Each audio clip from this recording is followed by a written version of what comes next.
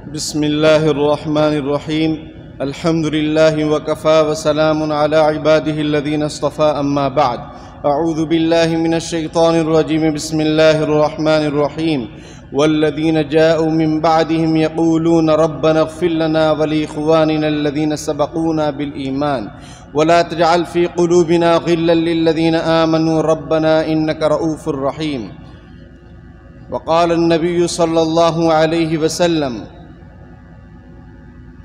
الحسن والحسين ابنایا من احبهما احبنی ومن احبنی احبه اللہ ومن احبه اللہ دخل الجنہ، او كما قال علیہ الصلاة والتسلیم. وقال الحسن بن علی رضی اللہ عنہما: لكل شيء اساس واساس الاسلام حب اصحاب رسول اللہ صلی اللہ علیہ وسلم وحب اہل بیتہ. صدق اللہ العظیم وصدق رسولہ النبی الکریم. اللہم صل علی سیدنا محمد وعلی آل سیدنا محمد وبارک وسلم. اسلام ما اطاعت خلفائے راشدین و ایمان ما حب آل محمد است صلی اللہ علیہ وسلم، کہ ہمارا اسلام خلفائے راشدین رضوان اللہ تعالی علیہم اجمعین کی اطاعت ہے، اور ہمارا ایمان نبی اکرم صلی اللہ علیہ وسلم کے اہل بیت سے محبت ہے. اور دو ہی چیزیں ہیں، ایمان اور اسلام. تو ہمارا اسلام کیا ہے کہ خلفائے راشدین رضوان اللہ تعالی علیہم اجمعین کی اطاعت، اور ہمارا ایمان نبی اکرم صلی اللہ علیہ وسلم کے گھر والوں سے محبت. اب نبی اکرم صلی اللہ علیہ وسلم کے اہل بیت یعنی گھر والے یہ کون لوگ ہیں؟ ہم لوگ چونکہ جس ماحول میں زندگی گزار رہے ہیں وہ بہت زیادہ سوشل میڈیائی والا ماحول ہے، اور بہت جلدی ہم لوگ متاثر بھی ہو جاتے ہیں. علامہ سید سلیمان ندوی رحمۃ اللہ علیہ نے مسلمانوں کے احوال کے بارے میں لکھا تھا کہ بہت جلدی جوش میں آ جاتے ہیں اور دور اندیشی سے کام نہیں لیتے ہیں. ایسا نہیں ہونا چاہیے. ہم سوچ سمجھ کر کوئی قدم اٹھائیں اور سوچ سمجھ کر کسی بات پر عمل کریں. جیسا کہ میں نے کہا، سوشل میڈیائی یعنی جو واٹس اپ یونیورسٹی سے مل رہا ہے بس اسی کے ہم لوگ اسٹوڈنٹ بنے ہوئے ہیں. اب اگر اس میں آ گیا کہ یہ نماز پڑھنی ہے، یہ عاشورہ کی رات میں اور دن میں یہ عمل کرنا ہے، بس کرنا شروع کر دیتے ہیں. پوچھتے نہیں ہیں کہ بھائی یہ جو کوئی خاص نماز بتا رہے ہیں جس سے سب نمازیں معاف ہو جائیں گی یا جس سے سارے گناہ معاف ہو جائیں گے، ایسی نماز کا کوئی تذکرہ شریعت میں ہے یا نہیں؟ ایسی نماز کا کوئی تذکرہ شریعت میں نہیں کہ 4 رکعت پڑھو، اس ڈھنگ سے پڑھو. ابھی عاشورے کی رات میں میسج گردش کر رہا ہے. تو ایسا کچھ بھی نہیں ہے کہ کوئی 4 رکعت پڑھو اس کی کوئی فضیلت ہو. ایسا کچھ بھی نبی اکرم صلی اللہ علیہ وسلم نے یا صحابہ کرام نے نہیں بیان فرمایا. تو نبی اکرم صلی اللہ علیہ وسلم کے اہل بیت یہ کون لوگ ہیں؟ بہت زیادہ جو مشہور کیا گیا باطل کی طرف سے وہ یہ کہ بس 5 تن 5 جسم نبی اکرم صلی اللہ علیہ وسلم، حضرت علی رضی اللہ تعالیٰ عنہ، حضرت فاطمہ رضی اللہ تعالیٰ عنہ، حضرت حسن اور حضرت حسین رضی اللہ عنہما، بس یہی اہل بیت ہے، اس کے علاوہ کوئی اہل بیت نہیں. یہ بہت غلط تصور ہے. یہ قرآنی تعلیمات کے خلاف، یہ نبی اکرم صلی اللہ علیہ وسلم کی تعلیمات کے خلاف. اہل کا معنی ہوتا ہے والے، جیسے اہل ناگپور تو ناگپور والے، اہل علم علم والے، اہل بیت تو نبی اکرم صلی اللہ علیہ وسلم کے گھر والے. یہ کیسے ہو سکتا ہے کہ گھر والوں میں بیوی کو چھوڑ دیا جائے اور بچوں کو مان لیا جائے؟ یہ بتائیے کہ پہلے بیوی آئی یا پہلے بچے آئے؟ سمجھ میں آئی بات؟ تو سب سے اصل جو اہل بیت ہیں وہ نبی اکرم صلی اللہ علیہ وسلم کے ازواج مطہرات. قرآن میں سورہ احزاب میں اللہ تبارک و تعالیٰ فرماتے ہیں: انما یرید اللہ لیذھب عنکم الرجس اہل البیت ویطہرکم تطہیرا. تو اس میں جو اہل بیت کا تذکرہ ہوا اس سے پہلے ازواج مطہرات کا ذکر چل رہا ہے، یا نساء النبی لستن کاحد من النساء وغیرہ وغیرہ۔ تو حضرت ابن عباس رضی اللہ تعالیٰ عنہما جو راس المفسرین ہیں، تمام مفسرین کے سردار ہیں، وہ فرماتے ہیں اس سے مراد ازواج مطہرات ہیں۔ انہی کا تذکرہ آگے پیچھے ہے بھی۔ اور حضرت اکرمہ رحمۃ اللہ علیہ جو حضرت ابن عباس رضی اللہ تعالیٰ عنہ کے شاگرد ہیں، وہ تو کہتے تھے کوئی مجھ سے اس بارے میں مباہلہ کر لے، مقابلہ کر لے کہ اس آیت سے مراد اہل بیت سے مراد ازواج مطہرات ہی ہیں۔ پھر نبی اکرم صلی اللہ علیہ وسلم نے نصارہ نجران سے مباہلہ کی پیشکش جب ہوئی تو اس وقت آپ صلی اللہ علیہ وسلم جب آیت نازل ہوئی فَقُلْ تَعَالَوْا نَدْعُوا أَبْنَاءَنَا وَأَبْنَاءَكُمْ وَنِسَاءَنَا وَنِسَاءَكُمْ کہ تم اپنی اولاد کو بلا لو، ہم اپنے اولاد کو بلاتے ہیں، ہم اپنے بیویوں کو بلاتے ہیں، عورتوں کو بلاتے ہیں۔ تو آپ صلی اللہ علیہ وسلم نے اس وقت حضرت علی، حضرت حسین، حسن اور حضرت فاطمہ رضی اللہ تعالیٰ عنہم سب کو جمع کر کے فرمایا کہ یہ میرے اہل بیت ہیں۔ دوسری روایت میں یہ ہے کہ آپ صلی اللہ علیہ وسلم، حضرت عائشہ رضی اللہ تعالیٰ عنہ فرماتی ہیں کہ ایک مرتبہ آپ صلی اللہ علیہ وسلم رومی چادر پہنے ہوئے باہر نکلے اور آپ نے اتنے میں حضرت حسن آگے ان کو چادر میں لیا، حضرت حسین آگے ان کو چادر میں لیا، حضرت علی آگے ان کو چادر میں لیا، حضرت فاطمہ رضی اللہ تعالیٰ عنہ آگے ان کو چادر میں لیا اور فرمایا اللہم ہؤلاء اہل بیتی، اے اللہ یہ میرے گھر والے ہیں۔ ٹھیک ہے، نبی اکرم صلی اللہ علیہ وسلم کی حدیث سے پتہ چلتا ہے کہ اہل بیت یہ بھی ہیں، اور قرآن کی تعلیمات سے اور آیتوں سے پتہ چلتا ہے کہ ازواج مطہرات بھی ہیں۔ اور جیسا کہ میں نے بتایا اور امت کے مفسرین کے اس بات پر اجماع کہ سب سے پہلے اصالتاً اصلی جو اہل بیت ہیں وہ آپ صلی اللہ علیہ وسلم کی بیویاں ہیں، اس کے بعد میں آپ صلی اللہ علیہ وسلم کی اولاد، آپ صلی اللہ علیہ وسلم کے نواسے، نواسیاں، یہ آپ کی بیٹیاں، یہ سب اہل بیت میں شامل ہیں۔ اور پھر سنن ابو داؤد میں ایک حدیث شریف ہے کہ آپ صلی اللہ علیہ وسلم نے فرمایا کہ جو چاہتا ہو کہ میرے اہل بیت پر وہ درود شریف پڑھے، اور جو چاہتا ہو جس کو یہ بات خوش کرے اس کے نامہ اعمال میں اس کو جو ثواب ملے وہ پورا پورا ملے، اس کو چاہیے کہ وہ اس طریقے سے درود شریف پڑھے، اللہم صلی علی محمد النبی وازواجہ امہات المؤمنات وازواجہ امہات المؤمنات وذریتہ واہل بیتہ کما صلیت علی ابراہیم انک حمید مجید۔ تو حضور علیہ السلام نے کیا فرمایا کہ جو میرے اہل بیت پر درود سلام پڑھنا چاہتا وہ اس طریقے سے پڑھے۔ خود حضور علیہ السلام نے پڑھ کے بتایا اللہم صلی علی محمد النبی وازواجہ امہات المؤمنات وذریتہ آپ کی اولاد، واہل بیتہ آپ کے سارے گھر والے، کما صلیت علی ابراہیم انک حمید مجید، جیسا کہ اے اللہ آپ نے حضرت ابراہیم علیہ السلام پر رحمت نازل فرمائی ویسے ان تمام پر رحمت نازل فرمائیے۔ یہ ہمارے نبی نے ہم کو سکھلایا اور بتلایا۔ تو اہل بیت کا جو مفہوم ہے وہ صرف پنج تن نہیں ہے،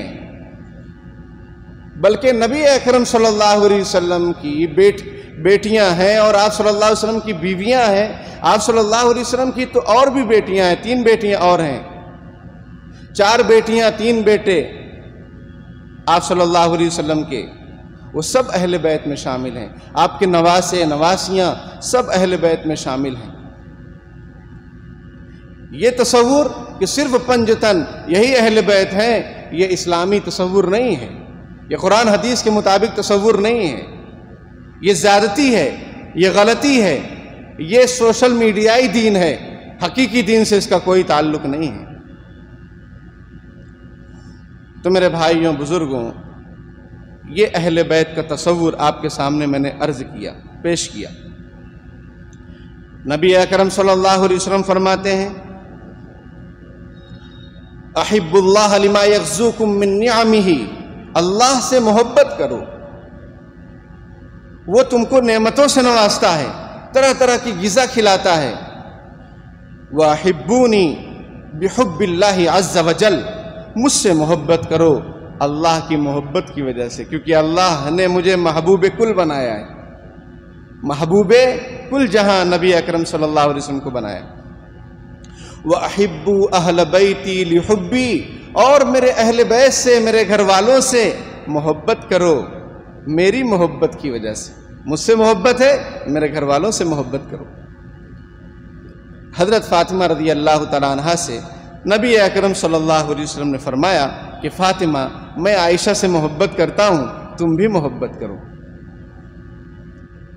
اب جو لوگ زبان درازی کرتے ہیں حضرت عائشہ رضی اللہ تعالیٰ عنہ کے خلاف، حضرت ابو بکر اور عمر رضی اللہ تعالیٰ عنہما کے خلاف، یہ کیسے کامل مومن ہو سکتے ہیں؟ حضرت حسن رضی اللہ تعالیٰ عنہ فرماتے ہیں لِكُلِّ شَيْءٍ أَسَاسٌ، ہر چیز کی ایک بنیاد ہوتی ہے. وہ اساس الاسلام، اسلام کی بنیاد یہ ہے حب اصحاب محمد صلی اللہ علیہ وسلم، نبی اکرم صلی اللہ علیہ وسلم کے جو صحابہ ہیں ان سے محبت کی جائے. وحب اہل بیتہ، اور آپ صلی اللہ علیہ وسلم کے جو گھر والے ہیں ان سے محبت کی جائے. یہ اسلام کی اساس اور بنیاد ہے. اس میں اگر کمی کوتاہی ہوئی تو سمجھو کہ اسلام سلامت نہیں ہے.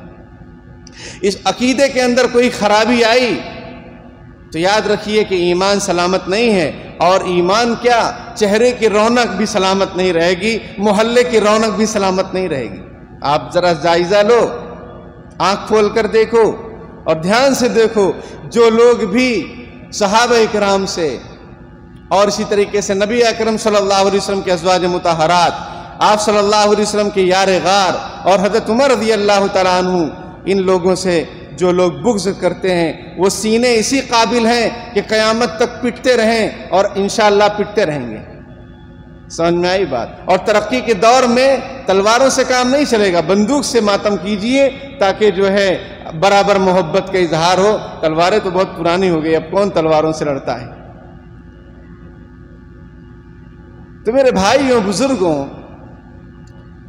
حضرت مفتی صاحب نے ایک حدیث شریف آپ کے سامنے سنائی تھی کہ جب تم دیکھو کہ میرے صحابہ کرام کو کوئی برا بھلا کہہ رہا ہے تو کہو لعنت اللہ علی شرکم، تم پر خدا کی لعنت ہو، تمہارا کام بہت گھٹیا ہے. تو جن پر لعنت اور اللہ کی طرف سے پھٹکار برستی رہتی ہے ان کے چہرے کبھی نورانی ہو نہیں سکتے، کبھی نورانی نہیں ہو سکتے. آپ دیکھو جو بغض رکھتے ہیں وہ تو پٹ رہے ہیں، ان کے سینے بھی پٹ رہے ہیں کیونکہ سینے میں بغض ہے تو اسی قابل ہیں کہ پٹتے رہیں، لیکن چہرے پر بھی کوئی رونق نہیں. اور جب حضور علیہ الصلوۃ والسلام نے فرما دیا کہ اصحابی کالنجوم فبأیہم اقتدیتم اہتدیتم، میرے صحابہ تمام صحابہ ستاروں کے مانند ہیں، جس کسی کی اقتداء کرو گے کامیاب ہو جاؤ گے. امت کا اس بات پر اجماع ہے الصحابۃ کلہم عدول، تمام صحابہ کرام عادل ہیں، کسی میں کوئی کمی نہیں. تمام صحابہ کرام انبیاء کرام کے بعد جو جماعت اگر کوئی افضل ہے تو صحابہ کرام کی جماعت افضل ہے. کوئی کتنا بڑا بھی ولی ہو، بزرگ ہو، کتنی بھی عبادتیں کر لے، لیکن وہ کسی صحابی کے درجے کے نہیں پہنچ سکتا ہے. اور نبی اکرم صلی اللہ علیہ وسلم کے گھر والے جن کے بارے میں آپ صلی اللہ علیہ وسلم نے فرمایا کہ ان سے محبت کرو میری محبت کی وجہ سے، تو محبت کیوں کرنا ہے؟ محبت اس لیے کرنا ہے کہ ہم ان کے جیسے ہو جائیں. محبت اس لیے کرنا ہے تاکہ ہم ان کی اطاعت کریں. محبت اس لیے کرنا ہے تاکہ ہم ان کے نقش قدم پر چلیں. نبی اکرم صلی اللہ علیہ وسلم کا ہر صحابی جنتی، اور ان کی ایک داستان، ان کی قربانی کی ایک داستان ہر صحابہ کرام کی، ہر صحابی کی. لیکن حضور کے جو گھر والے ہیں وہ اور زیادہ قربانی میں آگے ہیں، اور زیادہ قربانی میں آگے. حضرت فاطمہ رضی اللہ تعالیٰ عنہ کو خادم کی ضرورت، حضرت علی رضی اللہ تعالیٰ عنہ نے کہا بہت سارے غلام آئے ہیں، جاؤ اپنے والد محترم سے، آپ صلی اللہ علیہ وسلم سے کوئی خادم وغیرہ مانگ لو. وہ آئیں بہت شرماتے ہوئے. بعض روایتوں میں کہ حضرت فاطمہ نے ہی کہا، بعض روایتوں میں کہ حضرت علی رضی اللہ تعالیٰ عنہ نے نبی اکرم صلی اللہ علیہ وسلم سے عرض کیا کہ یہ خادم کے مطالبے کے سلسلے میں آئی ہیں.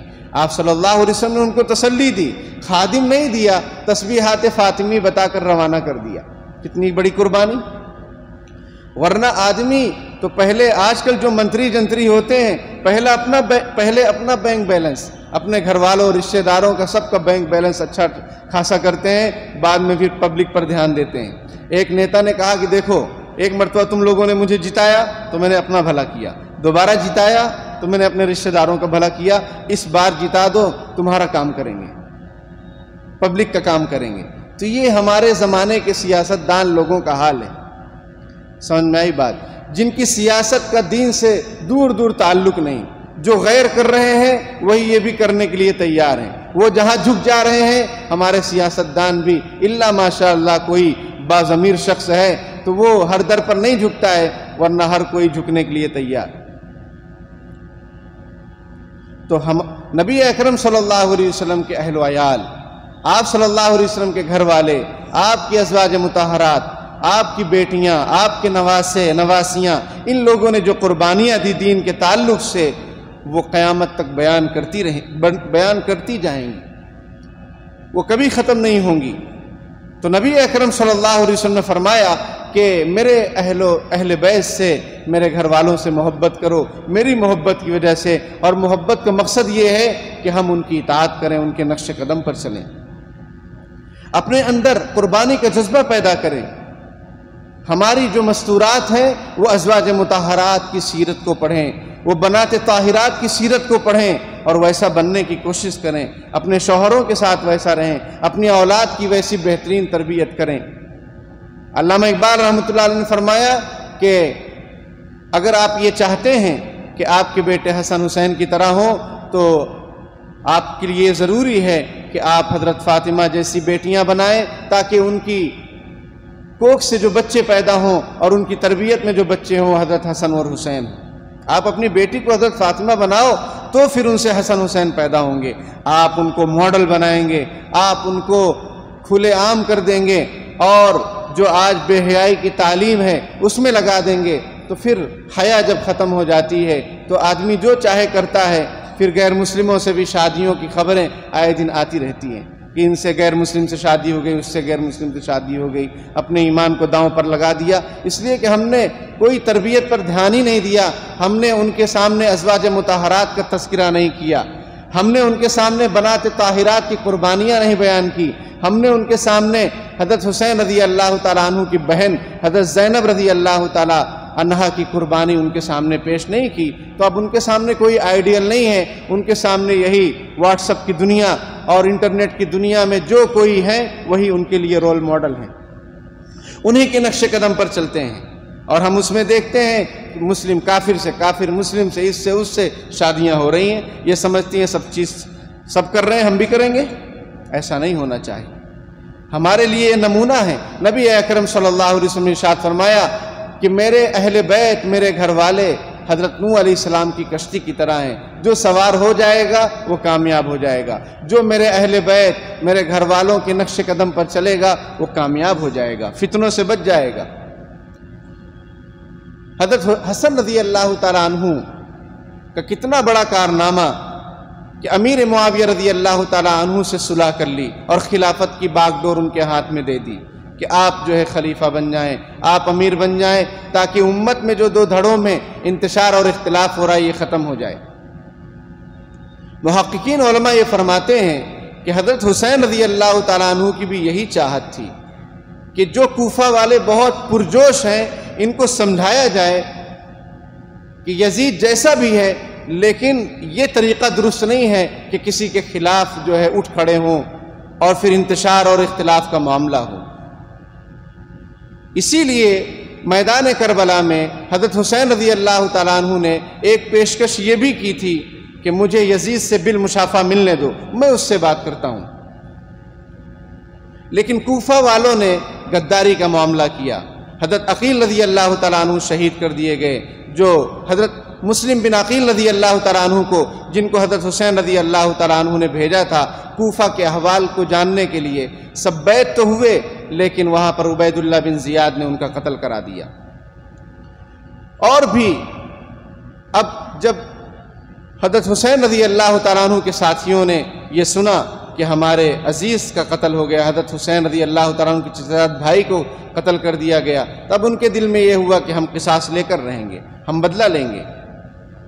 باقی یہ کہ محققین کے یہ کہنا ہے کہ کوئی جنگ کا پلان ہی نہیں تھا، کوئی جنگ نہیں کرنا چاہتے تھے حضرت حسین رضی اللہ تعالیٰ عنہ. لیکن جب سامنے عبید اللہ بن زیاد اور دوسرے اس کے ساتھی عمر بن سعد وغیرہ یہ جب جنگ کے لیے اور لڑنے کے لیے اور زبردستی عبید اللہ بن زیاد کی اطاعت اور ماتحتی کے لیے حضرت حسین کو مجبور کیا، تو انہوں نے کہا نہیں، مجھے یا تو کسی اسلامی سرحد کی طرف جانے دو، یا مجھے مدینہ واپس جانے دو، یا مجھے یزید کے پاس لے چلو، میں اس سے بات کروں گا۔ لیکن ان لوگوں نے کہا نہیں، ہماری اطاعت قبول کرو۔ تو حضرت حسین رضی اللہ تعالیٰ عنہ نے کہا نہیں، تمہاری اطاعت تو نہیں قبول کریں گے۔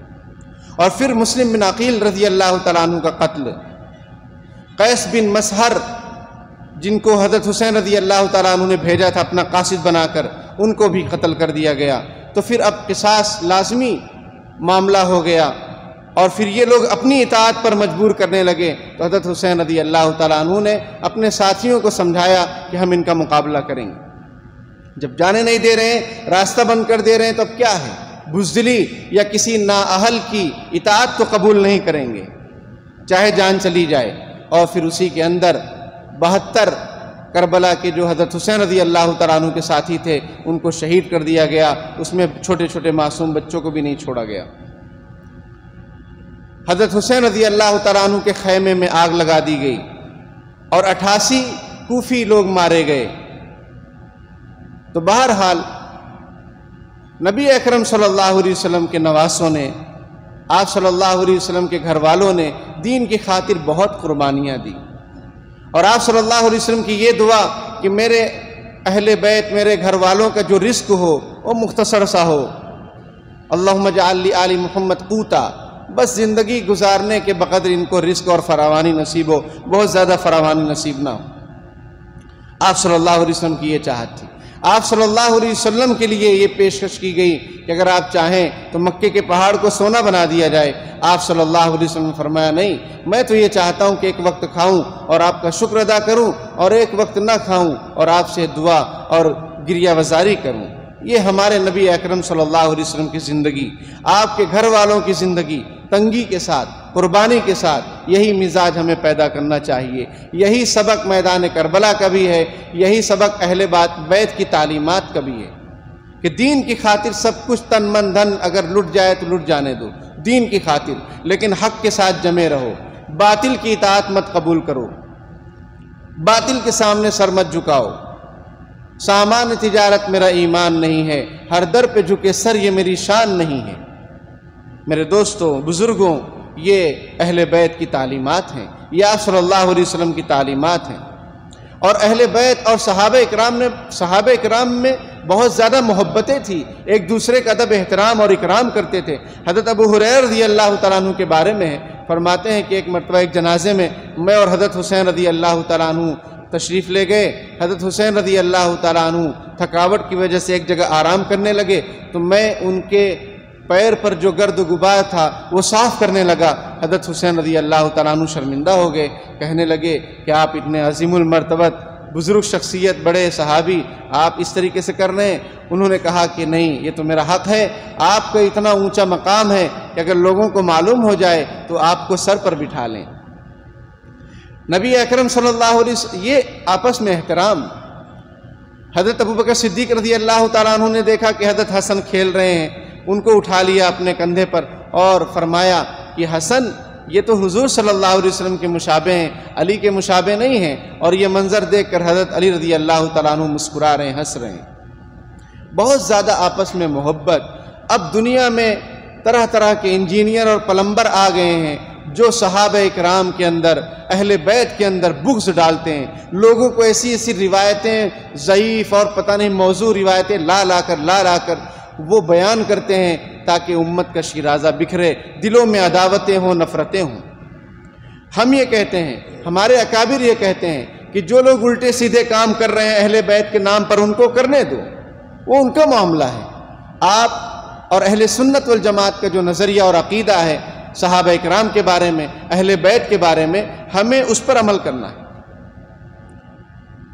حضرت مولانا قاسم نانوتوی رحمۃ اللہ علیہ فرماتے ہیں کہ صحابہ اکرام میری ایک آنکھ ہیں اور اہل بیت یہ دوسری آنکھ ہے، دونوں ہماری آنکھیں ہیں۔ کسی میں اگر کوئی کمی آ جائے تو خوبصورت انسان کا چہرہ داغدار اور بدنما معلوم ہونے لگتا ہے۔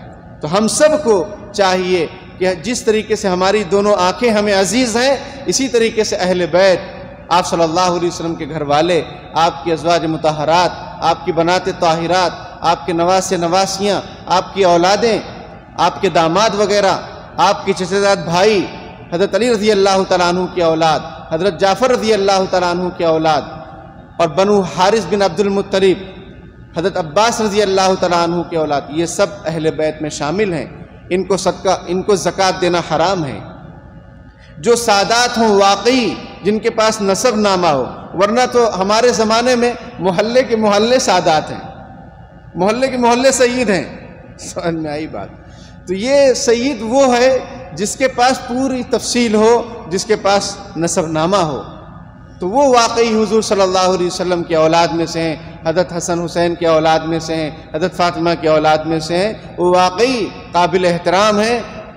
ان کے بارے میں یہ شریعت کا قانون ہے کہ ان کے لیے ان کو زکوٰۃ نہیں دینا چاہیے، ان کو زکوٰۃ دینا حرام ہے۔ تو کیا کریں گے بھائی؟ دوسرا جو اپنا مال ہے اس کے ذریعے سے اگر وہ تنگ دست ہیں تو ان کی مدد کرنا اب آدمی کو اپنی سعادت اور خوش نصیبی سمجھنا چاہیے۔ ایک مرتبہ حضرت عبداللہ ابن عباس رضی اللہ تعالیٰ عنہ اپنی سواری سے جا رہے تھے، حضرت حسین رضی اللہ تعالیٰ عنہ نظر آئے تو فوراً اترے اور بہت ادب احترام سے حضرت حسین رضی اللہ تعالیٰ عنہ کو سواری پر سوار کیا۔ راوی نے پوچھا کہ یہ کون ہے؟ فرمایا کہ یہ نبی اکرم صلی اللہ علیہ وسلم کے نواسے ہیں، حضرت حسین رضی اللہ تعالیٰ عنہ ہیں، اور اللہ کا مجھ پر بڑا کرم ہوا کہ ان کی خدمت کی مجھے توفیق ہو گئی کہ میں نے اپنی سواری پر ان کو سوار کر لیا۔